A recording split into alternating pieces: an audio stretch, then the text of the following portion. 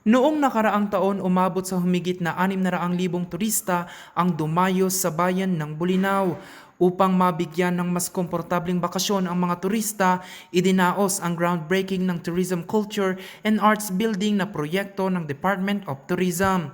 Nang nagkaroon ng chance si Bolinao to build a new tourism, that's why we propose na i-align yung design, yung concept ng tourist rest area sa bago nating tourism building. Laman nito ang coffee shop, pasalubong center at isang mini museum. Magtatayo rin ng panibagong public market ang pamahalaang bayan.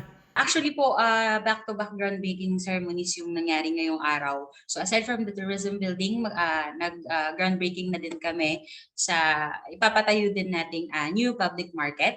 So which is beside yung katabi lang ito ng bagong municipal hall building din natin na i-open din this year. Inaasahang pasisinayaan sa publiko ang naturang mga proyekto sa huling quarter ng taon.